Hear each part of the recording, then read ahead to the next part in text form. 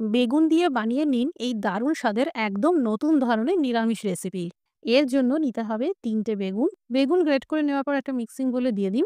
২ চামচ কুচানো আদা, ২টো কাঁচা লঙ্কার কুচি, ক্রাশ করা ৬টা কাজু বাদাম, কুচানো ধনেপাতা, সামান্য হলুদ গুঁড়ো, সামান্য লবণ, আধা চা চামচ গরম মসলার গুঁড়ো, ৩ থেকে ৪ চামচ মতন বেসন দিয়ে ভালো করে মেখে নিন। এবার কোফতার আকারে তেল গরম করে লো টু মিডিয়াম আঁচে ভেজে নিন। অতিরিক্ত তেল ছড়িয়ে দিয়ে ফোড়নে ভেজে নিন ১ চামচ আস্ত জিরে আর একটা শুকনো আস্ত লঙ্কা।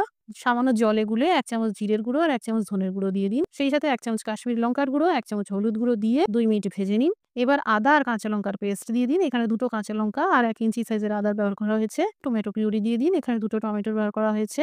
মসলা থেকে তেল আলাদা হতে শুরু করলে দিয়ে দিন ২ চামচ কাজু বাদামের পেস্ট, স্বাদ মতন লবণ আর ১ গ্লাস গরম জল দিয়ে ৩-৪ মিনিট ফুটিয়ে নিন। এবার এই কোফতাগুলো দিয়ে আরো ২ মিনিট ফুটিয়ে নিন। সবশেষে আধা চা চামচ গরম মসলার গুঁড়ো, আধা চা চামচ চিনি আর ১ চা চামচ কাসুরি মেথি মিশিয়ে দিন। তৈরি হয়ে গেল নিরামিষ বেগুনের কোফতা কারি।